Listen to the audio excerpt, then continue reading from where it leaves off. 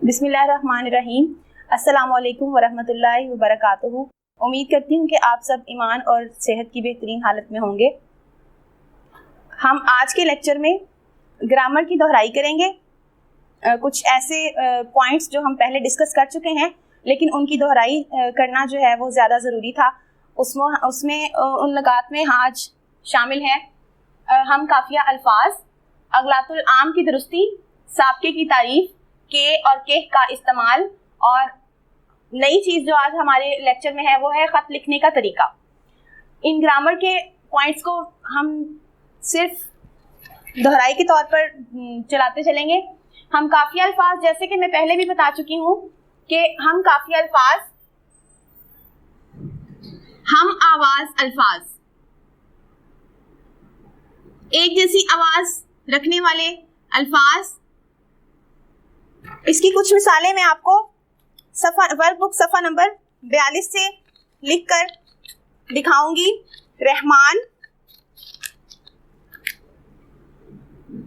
तो इसके आखिर की जो आवाज है, जो हम दूसरा उसका हम काफिया लफ्ज लिखेंगे, उसमें भी रहमान जैसी आवाज आनी चाहिए, जैसे आसमान।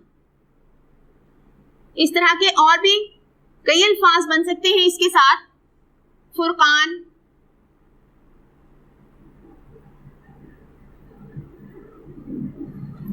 उसके बाद एक और मिसाल देखते चलें, पुकारा,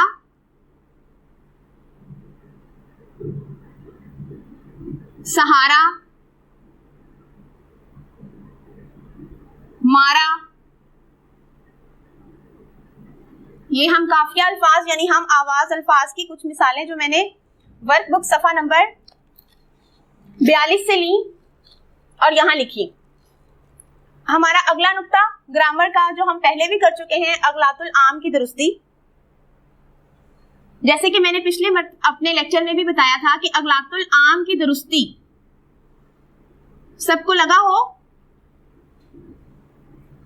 कि इसमें दुरुस्ती लफ्ज गलत है, तो ऐसा नहीं है। लफ्ज, कुछ लोग शायद दुरुस्तगी को लफ्ज ठीक लफ्ज समझते हों, दुरुस्तगी को, लेकिन ये गलत लफ्ज है। दुरुस्ती ठीक लफ्ज है। इसी तरह की कुछ और मिसालें हम अपने सफ़ा नंबर, वर्कबुक के सफ़ा नंबर 43 से लेंगे, जैसे कि इस्तिफादा,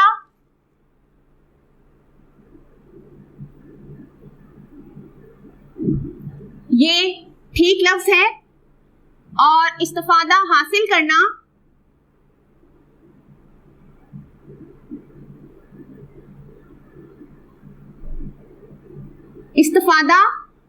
करना ये गलत जुमला है, लफ्ज है। ठीक है। इसके बाद बाकायदा,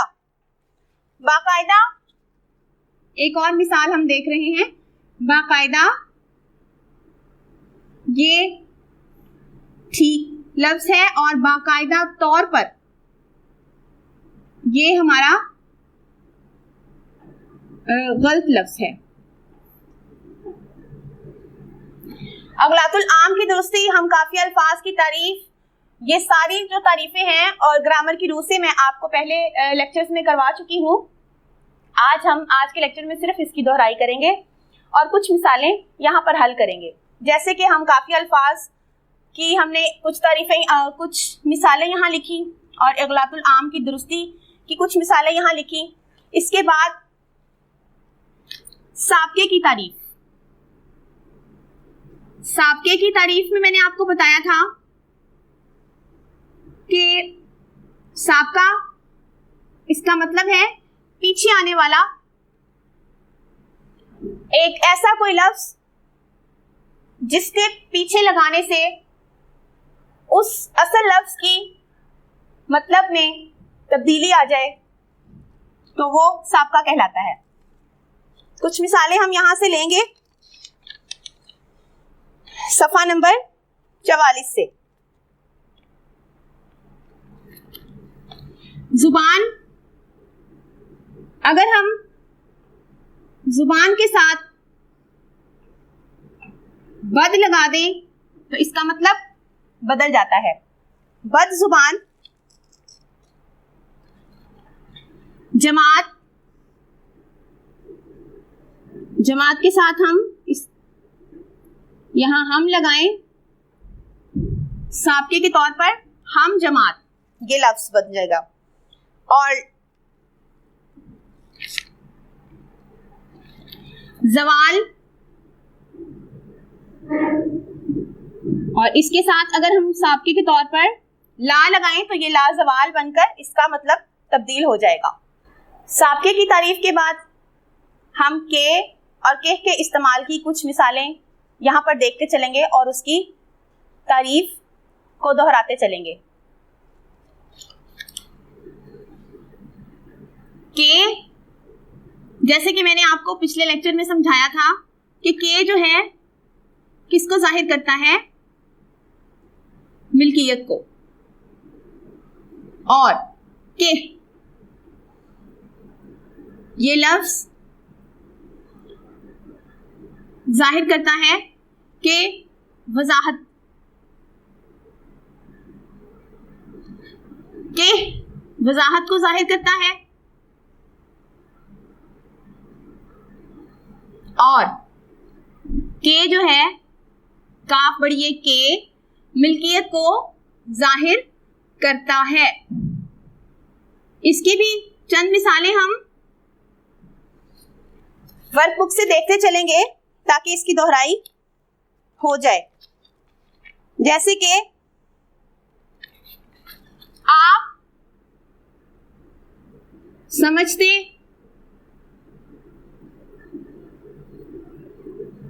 हैं, अब ये पहले मैं जुमला लिख लूं, इसके बाद उतनी देर तक बच्चों आप भी सोच सकते हैं कि यहाँ पर कौन सा के आना चाहिए, के आएगा या के आएगा। आप समझते हैं ये अली के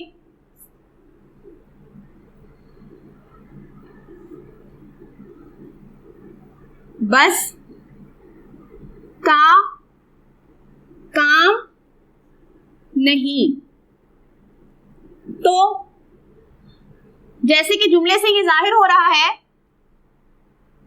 कि पहले हिस्से में उसके बाद उसकी वजाहत मांगी गई है, तो यहां हम ये वाला के लगाएंगे। आप समझते हैं कि ये अली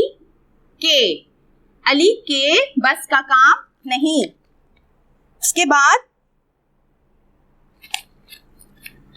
मेरे दोस्त ने मुझे बताया। आप देखें जैसा कि यहाँ पे जाहिर हो रहा है कि हमें इसके आगे जुमला मुकम्मल करने के लिए वजाहत की जरूरत पड़ रही है, तो हम लिखेंगे यहाँ पर मेरे दोस्त ने मुझे बताया कि उस के भाई का घर मुल्तान में है।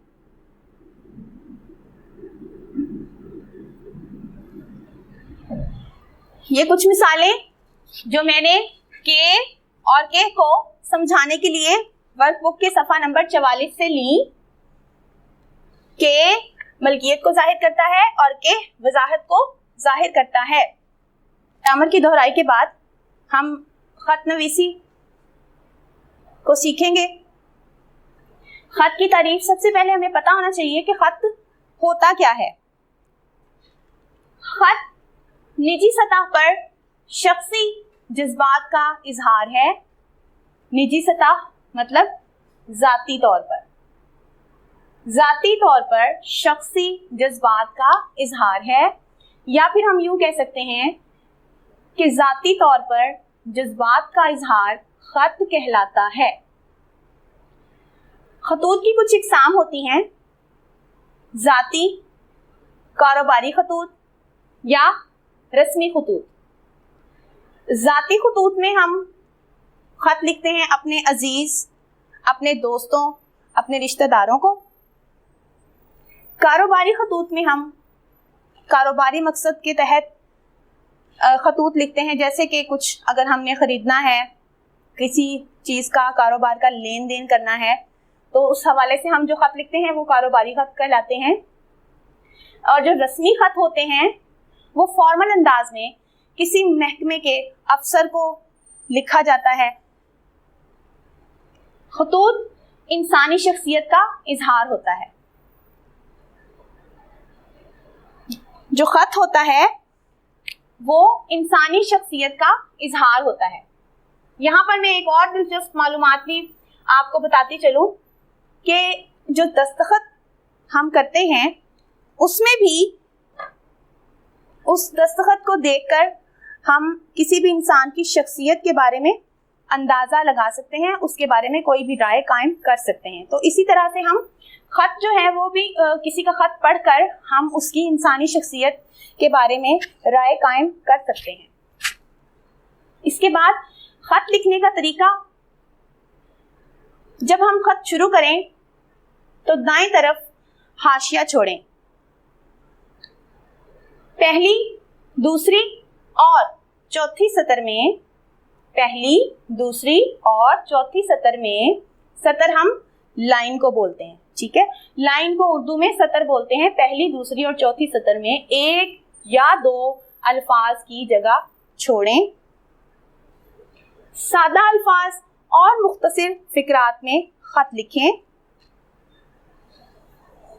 यानी ज्यादा अदबी और फॉर्मल इस तरह से करने का जो है वो जरूरत नहीं है। हमें सादा अल्फाज चुनने चाहिए और मुख्तसर फिकरात का चुनाव करना चाहिए।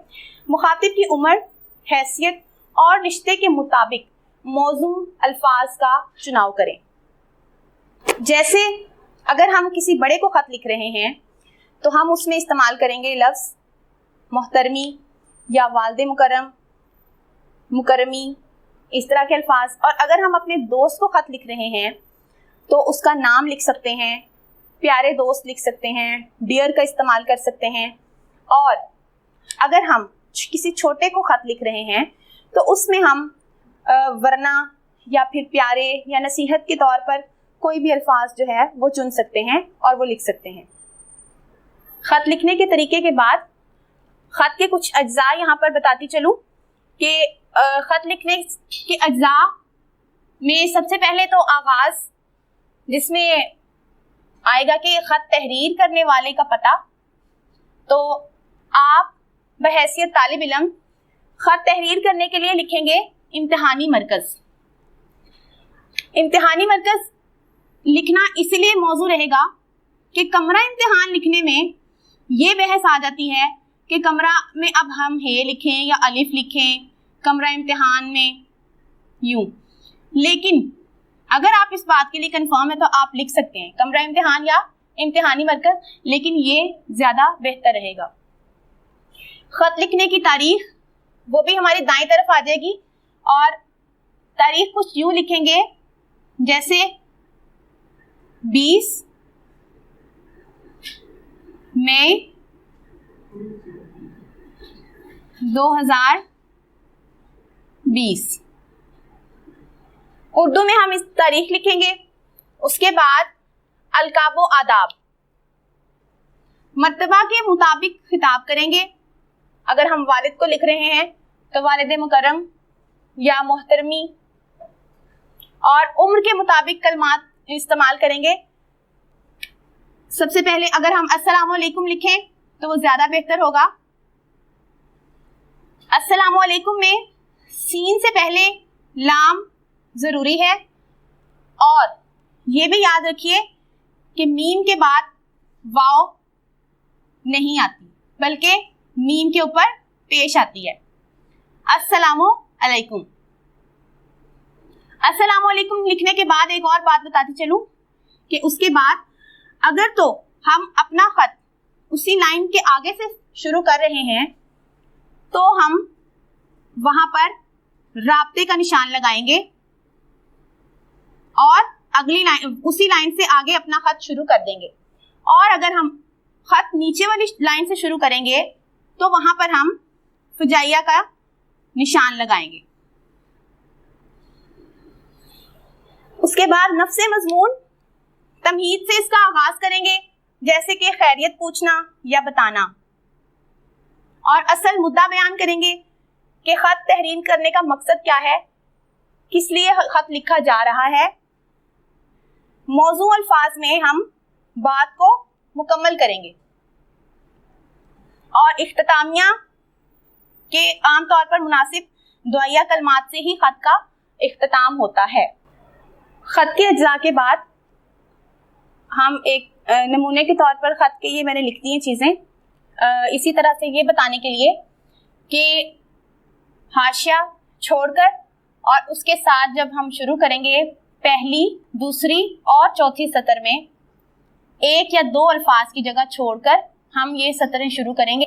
इम्तिहानी मरकज़, तारीख और वस्त में वालिद मुकर्रम, उसके बाद अस्सलामु अलैकुम।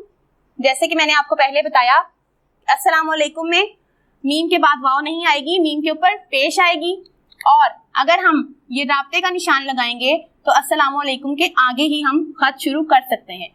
और अगर हम यहाँ फिजाइया की अलामत लगाएंगे तो हम ये जो खत है वो अपना नीचे वाली लाइन से शुरू करेंगे। उसके बाद आखिर पे वस्सलाम, आपकी ताबे फरमान, अलिफ बे जीम, बेहतर है कि आप अपना नाम ना लिखें। इसके साथ ही हमारे आज के लेक्चर का इख्तिताम हुआ। उम्मीद करती हूँ कि आपको खत लिखने का तरीका समझ में आया होगा। हमारे आज के निकात जो हमने इस लेक्चर में पढ़े हैं, ग्रामर की हमने दोहराई की है। हम काफ़ी अल्फाज, अगलातुल आम की दुरुस्ती, साबके की तारुफ और के का इस्तेमाल और ख़त लिखने का तरीका। तमत बिल खैर, अल्हम्दुलिल्लाह, अल्लाह हाफिज़।